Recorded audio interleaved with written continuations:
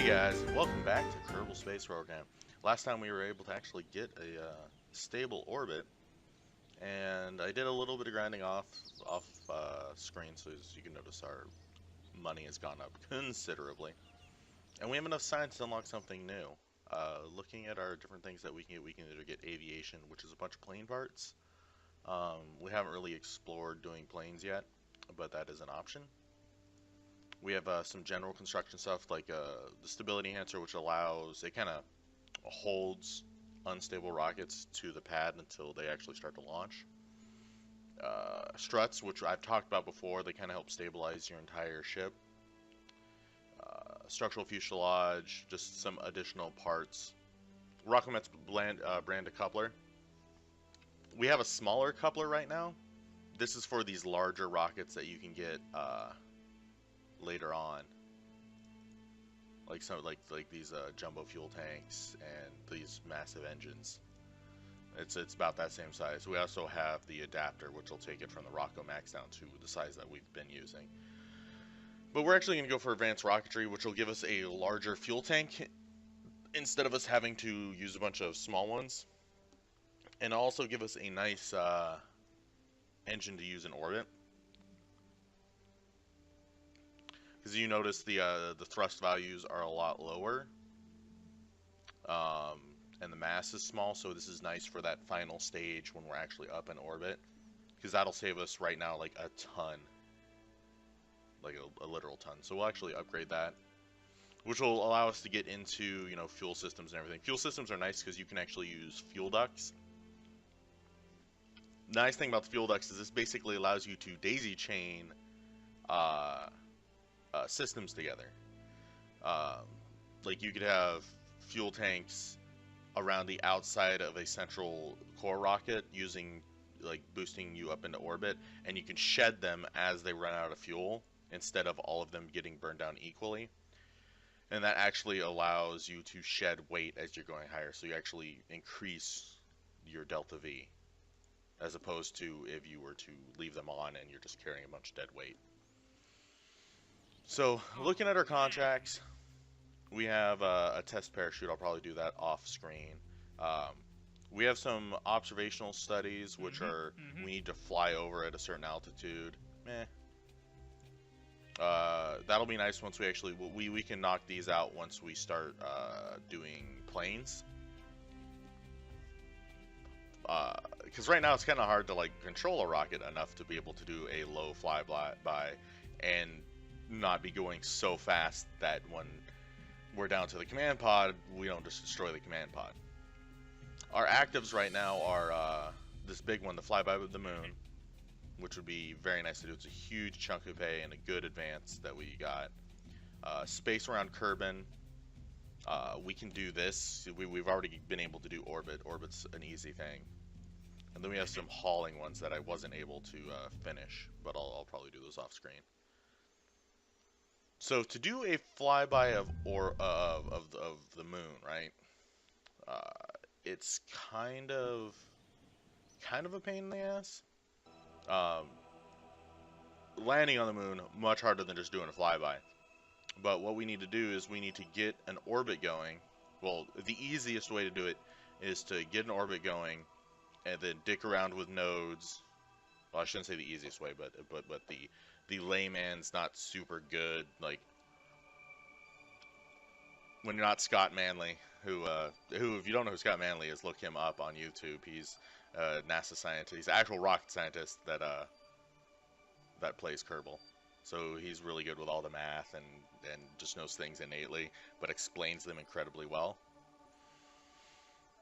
But what we can do is we can try and get an orbit, like a nice low circularized orbit that doesn't take a whole lot of delta V, and then burn out and try and just get an encounter with the moon.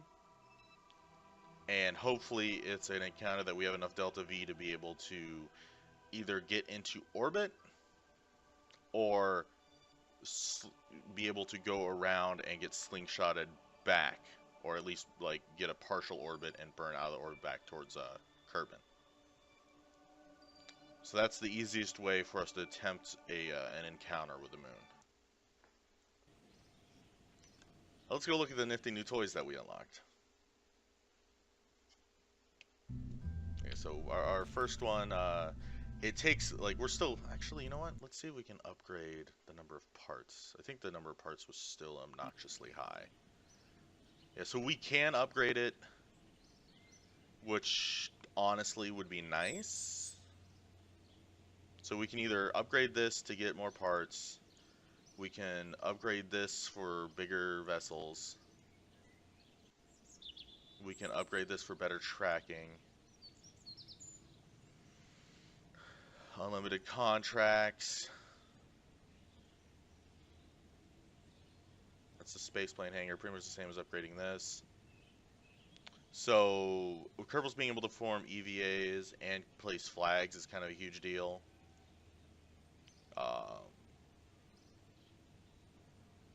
So if we upgrade this in addition to our astronaut complex, we can actually get surface samples, which nets a lot of science. But what we'll do first is not left click, I apologize. This will just take a second for me to back out of. We will upgrade our number of parts, because between the number of parts that we can support now and the weight that we can support, we should be able to have a lot easier time getting these distances that we're looking for.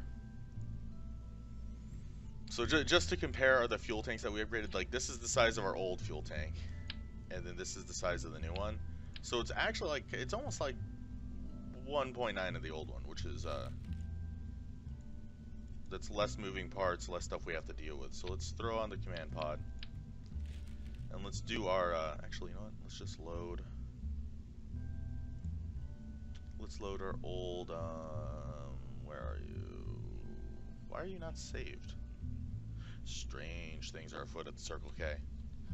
So we'll quickly build our old, what we were initially trying to get into orbit, which was the small command pod, parachuted up with a nice amount of science get, because if we can at least get a if we can at least get an encounter, or not even at least get an encounter, but if we could just get into high Kerbal orbit, I'm pretty sure that's a different zone when it comes to science, which is rather convenient. It gives us the ability to garner more of that beautiful data. I think right now we are limited to 100 data we can bring back, or 100 science, which isn't optimal, but you saw how expensive it would be to actually be able to upgrade it. It's a 400,000, I believe. So we've got our nice little system going here. We're going to put a heat shield, because as we saw in the last video, that heat shield actually got us out of orbit. There we go. And we're going to throw on a couple of these so we have enough parachutes, because I would rather have I'd rather have it take longer for us to get down and us get down safely than run the risk of, you know, getting that far and kind of getting borked. So we shouldn't need a whole lot of fuel when it comes to actually operating in space. So what we're gonna do is we're gonna have this nice little, we're gonna throw on a little Terrier. So this will be our science pod. So let's actually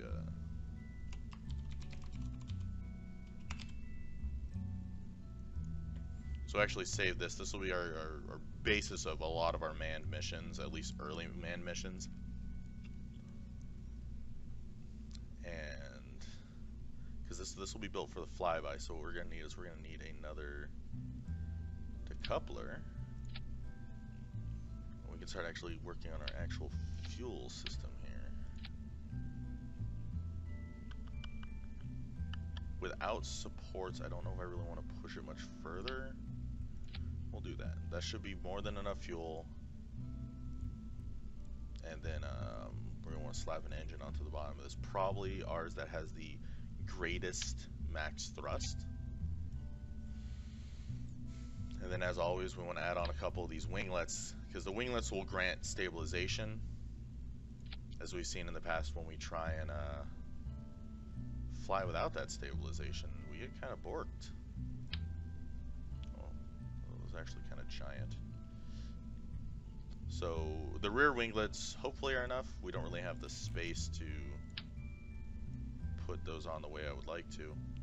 Then we're actually going to slap on 4 of these large boosters. Where are they? Okay, 4 of these thumpers. Now, this is enough to get us into orbit. There we go. But see, the nice thing is we have the ability to like not have to worry about parts anymore. Because as it stands, like this would be our ship. So thinking about this, actually, you know what I can do? So I did end up downloading MechJeb. I don't have the autopilot or anything, but what I can do is I can actually look at our vessel info, which will give us information like the max thrust of it, the vessel's mass, the thrust to weight ratio at ground level. So it's a lot of good information to have. Kind of helps you make some decisions. So we're going to slap on some additional wing. I don't think this is going to be enough thrust to get us where we need to go.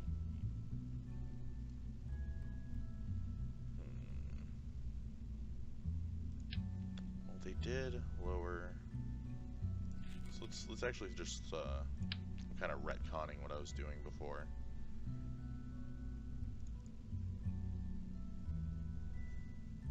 I'm gonna slap on some winglets here. And what we're actually going to do is we're going to slap on an obnoxious number of boosters just to see what happens. It's going to be a little bit of experimentation for us. Just to see if we can grunt over and out of the Atmo. So right now, this is a lot of power. I would like to be able to see us get out of Atmo with this. Well, we're going to get out of Atmo. I mean, there's not really an option. But I want to see if we can actually get an orbit and be able to maybe make an encounter with the moon. So all this additional info here is from MechJeb.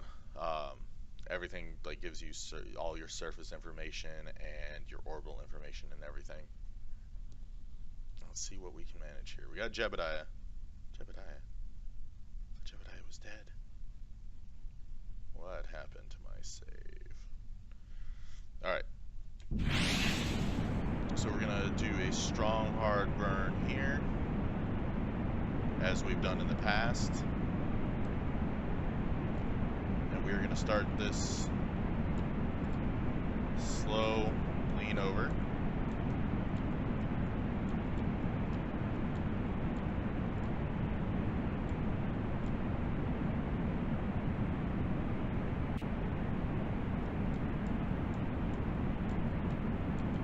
I think we're actually getting to the point where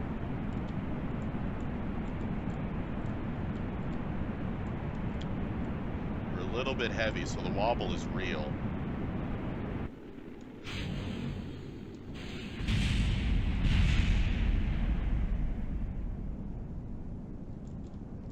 Yeah, so we're long enough without, yeah, so without having those rear stabilizers. It gets kind of wanky. I'm trying to figure out how we can manage to actually do an orbital encounter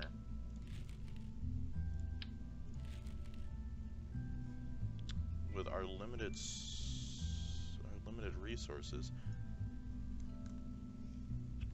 I mean, we could try a close encounter with an unmanned system.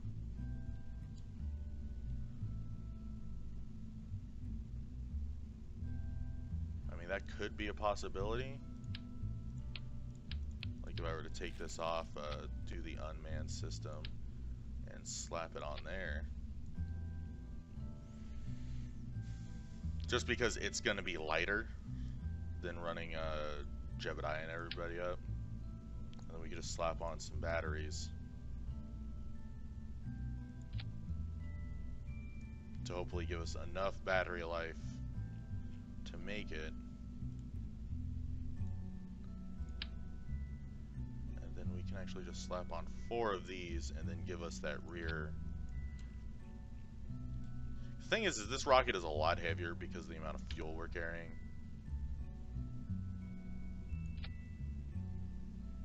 And when you're dealing with a heavier rocket, you need more fuel, and when you need more fuel, it needs to be heavier.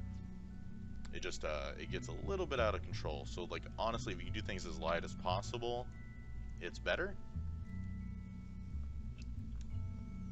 But we really do want to get this science up there, just because that's enough science to make the trip worthwhile.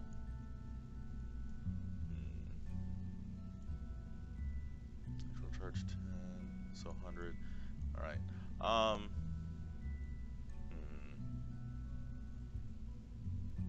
Let's try this and see what we can do, what we can manage. All right, girl, let's go. So it's an unmanned probe, which incidentally is probably a better option in the long run. We'll start a gentle layover, get to like 70.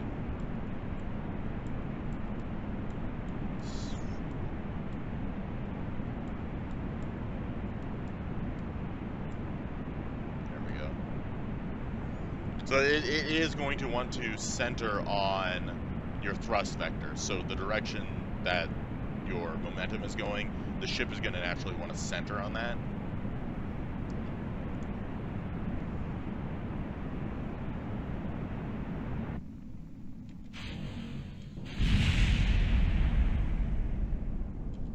So what we can actually do now is try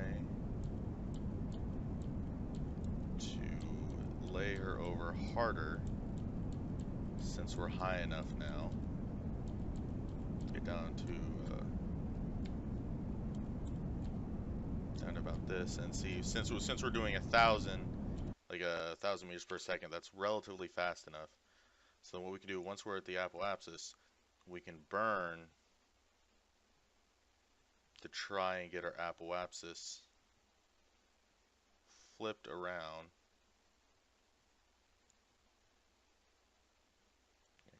Pull her down a little bit.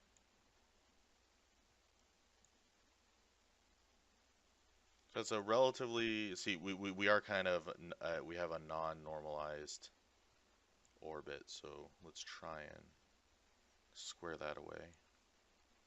Since you do want to normalize with the plane of where you are trying to burn to.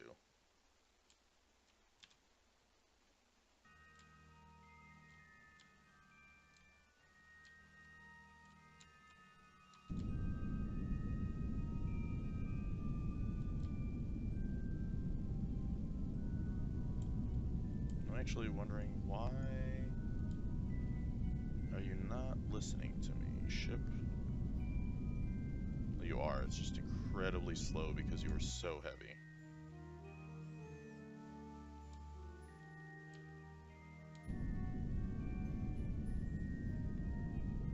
See, if I had some RCS, I don't have any RCS, which is going to make this really difficult.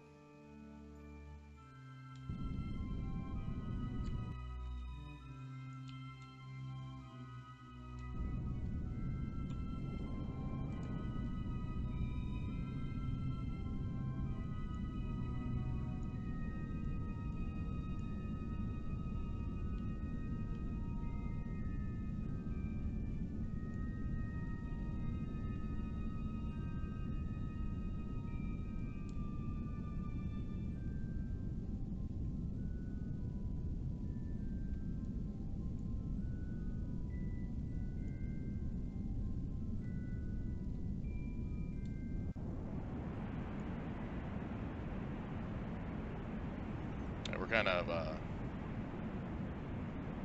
maybe shit out of luck because of the fact that I don't have RCS on here. Let's actually, we're going to revert this and go back to our assembly. I'm going to put one of those reaction systems on her. I can't believe I actually forgot that. Where are you? So this should help, because I believe the command module has built-in RCS, or it's the fact that, you know, you actually have a pilot in there. Who knows? This will be a little bit longer video, but we'll make this work. We're getting better at actually getting getting up and doing an appropriate gravity turn. Do kind of need a manhandler sometimes.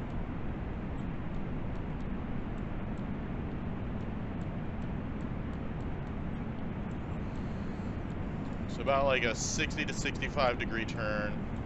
Started at about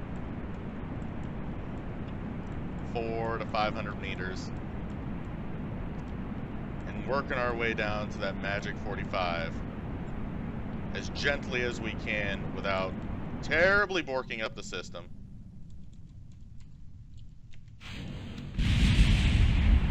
Whoa, whoa, whoa, whoa, whoa, whoa, whoa, whoa, whoa.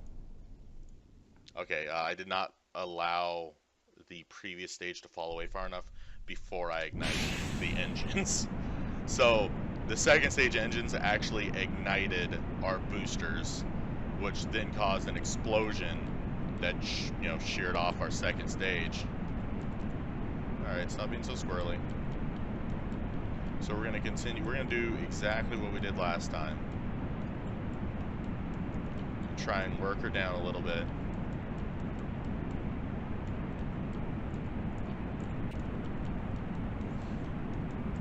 For those of you that don't know and are playing at home, you can actually hit the caps lock button to make gentler control inputs. So we let that happen, and we're going to continue up, and right about breaking a 900 surface speed, I'm going to layer it over really hard. And let's actually try and get to a point where we can normalize our orbit a little bit.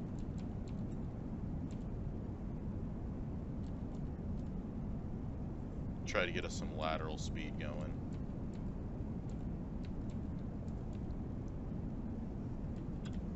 Because lateral speed is what makes orbits. Alright, so we're stopping there. We have a really low apoapsis, so we may need to actually burn appropriately.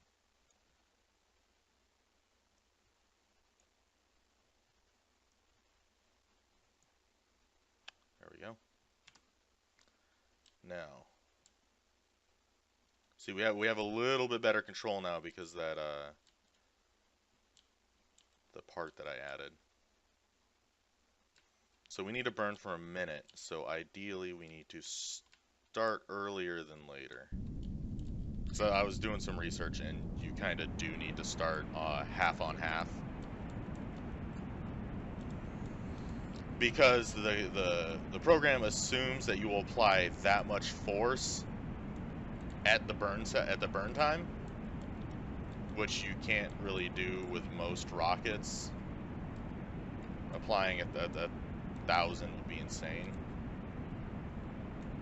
So you kind of do it on either side and hope that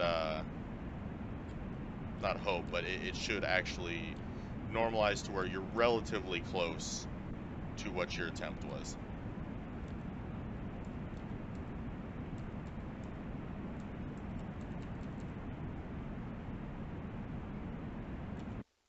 So we cut our engine there, and we have a really low apoapsis for some reason.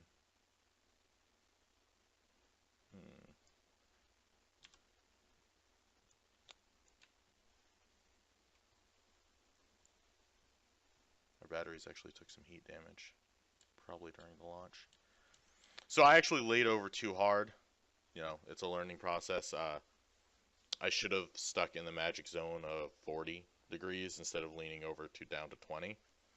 But it's science. This is how we learn. If you enjoyed the video and enjoyed watching me suck at Kerbal Space, hopefully learning from my mistakes, like the video. If you want to see more content like this or any of my other content, please subscribe. Thank you so much for watching, and until next time, I will catch you cats later.